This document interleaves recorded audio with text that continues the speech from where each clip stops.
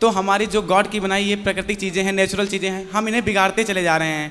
क्योंकि और हम देखते हैं विदेशों में वो अपनी प्राकृतिक चीज़ों को इतना अच्छा बना रहे हैं कि हम वहाँ तक कभी पहुँच ही नहीं सकते हैं। राधे राधे प्रिय भक्तों, ये भाई जी गुरु जी से कहते हैं जो हमारी जमुना जी हैं इसमें बहुत गंदे नालों का पानी बहता जा रहा है। जो भगवान की बनाई चीजें हम बिगाड़ते जा रहे हैं, पर विदेशों में प्राकृतिक चीजों को इतना अच्छा बना रहे हैं कि हम वहां तक पहुंच नहीं सकते। क्या बोले गुरु जी? ऐसे ही और वीडियो देखने के लिए हमारे चैनल को सब्सक्राइब अवश्य करें। आपके चरणों में मेरा कोटि कोटि प्रणाम। खुश रहिए। गुरु जी, मेरा पहला प्रश्न ये है कि जैसे राम जी तो हमारे भगवान हैं, तो उन्होंने रामायण की एक चौपाई में जब लक्ष्मण जी को शक्ति लग गई थी मेघनाथ के द्वारा, तो उन्होंने ऐसा क्यों कहा था, निज जननी के एक कुमारा तासु तात तुम प्राण आधारा। क्योंकि लक्ष्मण जी तो दो भाई थे, लक्ष्मण जी और शत्रुघ्न जी, तो उन्होंने ऐसा क्यों कहा कि आप एक ही हैं?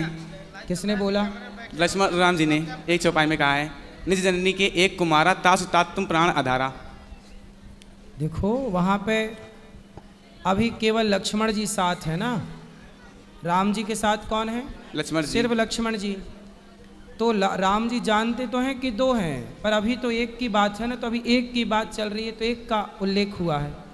इसलिए ये चौपाइयों का जो मर्म है ना, गीता प्रेस गोरखपुर की छपी पुस्तकों में राम जी रामायण की बहुत सारी पुस्तकें आती हैं उनमें एक चौपाई के बहुत बहुत अर्थ आते हैं। जी गुरु जी। तो उनको खरीद के सब पढ़ करके अर्थ जाना जा सकता है। जी गुरु जी। और मेरा दूसरा प्रश्न ये है, आज जैसे कल हम यमुना जी गए थे, तो हमने उसमें देखा कि बहुत सारे गंदे नालों का पानी उसमें जा रहा है।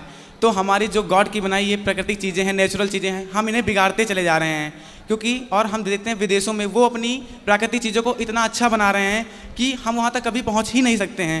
और जैसे कि हम लोग अंधविश्वास में नदियों को माता मानते हुए इनको कचरा में परिवर्तित करते हैं, और वो नदियों को नदी मान रहे हैं, वो अपने प्राकृतिक चीज़ों को इतना सर्वोच्च बना रहे हैं कि हम सोच भी नहीं सकते।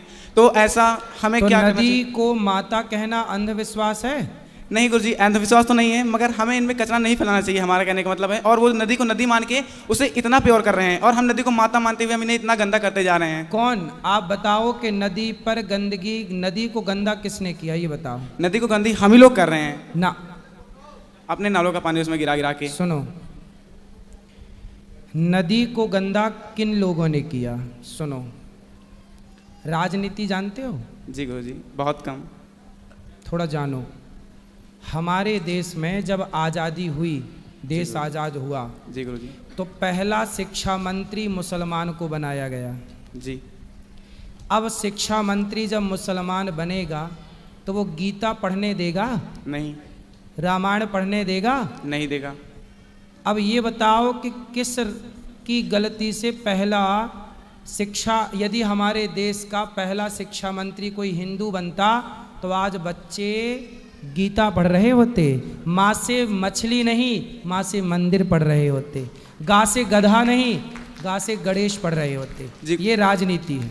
सुनो, शिक्षा में मिलावट कर दी, गा से गधा मिलावट कर दी, गणेश को हटा दिया। देखो मिलावट की बात करूं, फिर उनकी सरकारों ने, उनकी मतलब जिनकी यह नीति थी कि हिंदू के सिलेबस में मुसलमानों को घुसाना है, उन लोगों ने क्या किया, गुरुकुलों को बंद करके गुरुकुलों की मान्यता छीन ली और मदरसों को मान्यता दिला दी। पहले शिक्षा मंत्री जो मुसलमान थे उन्होंने सारे, आज भी गुरुकुलों को मान्यता नहीं है, ना के बराबर, और मदरसों को मान्यता है। जी गुरुजी। ये षड्यंत्र है या नहीं है? उसी षड्यंत्र के तहत उन्हीं सरकारों ने हमारी आस्था पर, गंगा पर, यमुना पर हमारी अधिक आस्था थी, तो उन्होंने बड़ी बड़ी फैक्ट्रियां बनवाई। जैसे आप कानपुर पकड़ लो, कानपुर में बड़ी बड़ी फैक्ट्रियां हैं। जी हैं। और सारी फैक्ट्रियों का गंदा पानी गंगा जी में डाला जाता है। डाला जाता है। अभी वर्तमान सरकार ने उसे रोका, तब गंगा जाके थोड़ी साफ हुई। जी। अभी दिल्ली की पूरा कचरा, गंदा नाला और गंदगी फैक्ट्रियों की, हम कहते हैं कि जब सरकारें पहली बार नदियां गंदी हुई तब इनकी आंखें फूटी थी, तब क्यों नहीं एक्शन लिया कि भाई ये फैक्ट्री को पहले फिल्टर करो, पानी साफ करके डालो, एसटीपी लगाओ। सबको एसटीपी लगाने का निर्णय क्यों नहीं दिया? जी। फिर सोचो, हमने ये गौरी गोपाल जो आप खड़े हो ना, यहाँ पर इतनी सारी वृद्ध माएँ रहती हैं, तो माताओं का जो भी यहाँ पर लोग रहते हैं हजारों, उन सभी का जो वेस्ट निकलता है, जैसे मलमूत्र कहते हैं, हमने इस गौरी गोपाल में एसटीपी लगा रखी है। हमने सरकार की गाइडलाइन के अनुसार 50 लाख रुपए खर्च एसटीपी में किया, ताकि जो मलमूत्र है वो डायरेक्ट नालों में ना जाए, यमुना जी में ना जाए। पहले यहाँ पर सेटअप लगा हुआ है कि गौरी गोपाल, पहले उसे हम लोग फिल्टर करते हैं, पानी को साफ करके नाले पे छोड़ते हैं और गंदगी निकाल के खेतों में डलवाते हैं। जी गुरुजी, ये हम कर रहे हैं, जो काम सरकार का है। हम जागरूक हैं तो हम सब कर रहे हैं, लाखों नहीं 50 लाख खर्च होता है हमारा इस काम के लिए। पर क्या करें, ईमानदारी से करना है तो करो, बेईमानी से तो फिर देखो, ये सब सरकारों का षड्यंत्र था, जो भारत की संस्कृति पर इन्होंने आघात किया, श्रद्धा पर हमला किया कि गंगा को तुम माता कहते हो, हम उस गंगा को गंदी करेंगे। तुम यमुना को माता कहते हो, हम उस यमुना को गंदा करेंगे। और वह राजनेता सफल भी हुए। जी गुरुजी। अब बताओ कि शिक्षा पर मिलावट कर दी, गंगा यमुना पर मिलावट कर दी, कौन जिम्मेदार है? आम पब्लिक थोड़ी जिम्मेदार है भाई। जिसके हाथ में लाठी, जिसकी लाठी उसकी भैंस, तुम्हारी सत्ता थी, तुम चाहते तो गंगा यमुना को साफ रखते। कोई एक लंबा काम नहीं है, मुझे सौंपे सरकार काम, मैं 1 साल के अंदर भारत की सारी नदियों को साफ करके दिखा दूंगा। 1 साल है ना बेटा? जी गुरुजी। एक शेर को, जी गुरुजी, एक शेर को आप पिंजरे में डाल दो जी 2 साल के लिए, जी, और फिर 2 साल बाद जंगल में छोड़ देना, जी वो शेर भूखा मर जाएगा। मर जाएगा, वो शिकार करना नहीं जानता। क्योंकि शिकार करने का अभ्यास नहीं है, छूट गया। अपने अधिकारों की बात करना, भारत 700 साल गुलाम रहा तो अपने अधिकारों की बात करना भूल गया। अभी 70 साल ही हुए हैं आज़ादी के, 70 साल में तुमसे अभी बात करनी नहीं आती कि अपने अधिकार की क्या बात करें। जी गुरुजी। आज 700 साल तक गुलामी थी इस देश में, है ना? और 700 साल के बाद हमारे देश को नेता कैसे मिले? चारा खाने वाले नेता मिले, भ्रष्टाचार करने वाले नेता मिले। हमारे देश को नेता गोलियां चलवाने वाले, भक्तों पे गोलियां चलवाने वाले नेता मिले। अब ये नेताओं ने तो और बर्बाद कर दिया। अब उसके बाद आप आवाज उठाने लायक हुए कब? गुरुजी। आज आप ये बात कह रहे हो, ये बात तुम्हारे पिताजी को कहनी थी अपने टाइम पर, लेकिन वो नहीं कह पाए। अब ये बात आप कह रहे हो। जी गुरुजी। आवाज उठाने में हम लोगों ने 70 साल लगा दिए। तो गुरुजी मेरा बस ये है गुलामी। गुलामी बहुत कुछ बिगाड़ती है साहब।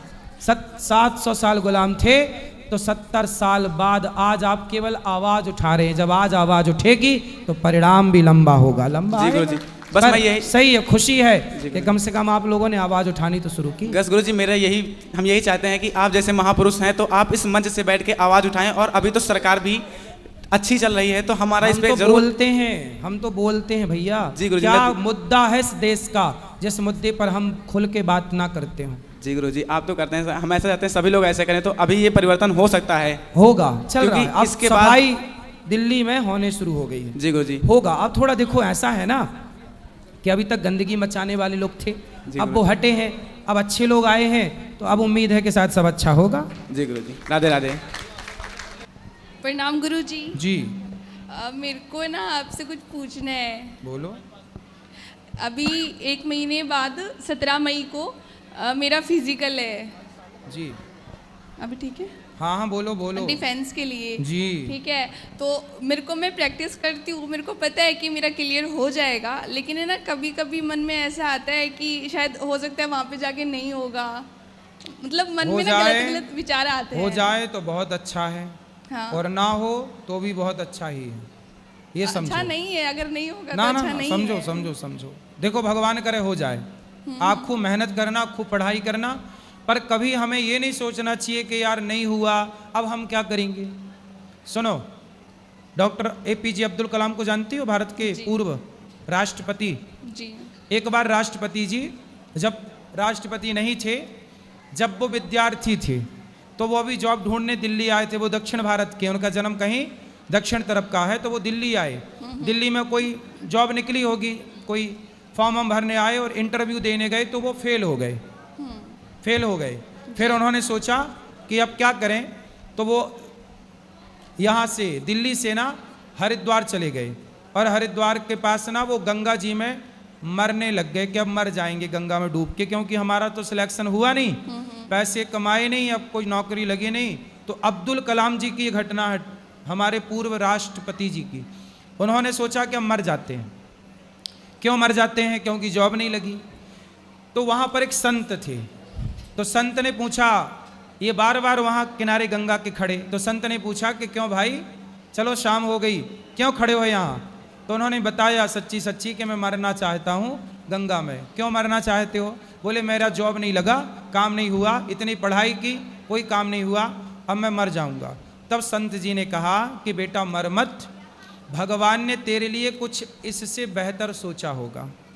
जो तुम अपने लिए सोच रहे हो, शायद भगवान ने आपके लिए इससे बेहतर सोचा होगा, इसलिए नौकरी नहीं लगी। क्योंकि नौकरी लग जाती तो आप वही नौकरी करते, नहीं लगी तो आप इससे बेहतर, शायद ईश्वर की प्लानिंग है आपके लिए। आश्रम ले आए, रात को वहीं रोका, सवेरे संत जी ने पैसा दिया कि जाओ किराया लो और अपने घर जाओ। तब वो अब्दुल कलाम जी अपने घर गए, फिर उन्होंने पढ़ाई की और उन्होंने साइंटिस्ट बन करके दिखाया। बाद में वही बच्चा जो आत्महत्या करने चला था, भारत के सफल राष्ट्रपति बने डॉक्टर APJ अब्दुल कलाम। लेकिन गुरुजी इसलिए कभी भी नेगेटिव थॉट आने मत दो। हम पास हो जाएं, हम क्लियर कर लें, हम नौकरी पा लें, सब सही है, पर ना पाओ तो परेशान होने का नहीं, क्योंकि एक दरवाज़ा बंद है तो कई दरवाजे हमारे लिए खुले हैं। लेकिन गुरुजी उसके लिए ना मम्मी बहुत परेशान रहती है मेरी। हर मम्मियाँ परेशान है, मम्मियों का काम ही क्या है? मेरी मम्मी ज़्यादा परेशान रहती है। सब मम्मियों का ही काम है।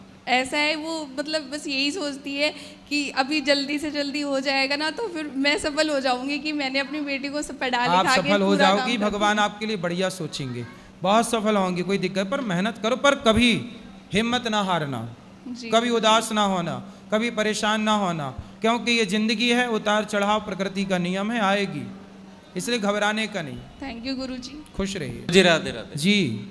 गुरुजी, मेरे साथ एक समस्या है जो पिछले 5 साल से है। मतलब मैंने 5 साल से कमाना शुरू किया है, ठीक है, और कभी भी मेरे पास पैसा नहीं, मतलब सेविंग नहीं होती, पैसा टिकता नहीं है, कहीं ना कहीं वो इन्वेस्ट हो जाता है या कहीं ना कहीं गलत यूज़ में चला जाता है। बाद में पछतावा होता है कि मेरे पास पैसा नहीं है। तो मुझे उसके लिए कोई आप बताओ क्या करूं मैं? देखो, पैसा कैसे टिकेगा, इसके लिए कुछ कार्य करना पड़ता है। खर्चे कम करो। विवाह हो गया आपका? नहीं। कितना कमाते हो महीने का? 25-30 हज़ार रुपये महीना कमा लो। फिर क्या करते हो उस 30 हज़ार का? कुछ बाइक वाइक, जैसे बड़ी बाइक ले ली, बुलेट ले ली, जैसे उसकी EMI वगैरह भर दी। बुलेट ले ली, तो बुलेट क्यों ले ली? ताकि दोस्तों को दिखा मन कर सको। गया ले ली हूँ, हैं? अच्छी लगी ले ली गुरुजी। अच्छी तो बहुत चीज़ें हैं, सब ले लोगे? नहीं। बेटा, आप जैसे युवा ना यही गलती करते हैं। आप जैसे युवा पैसे तो कमाते हैं, लेकिन पैसे कमा के दिखावे में खर्च करते हैं।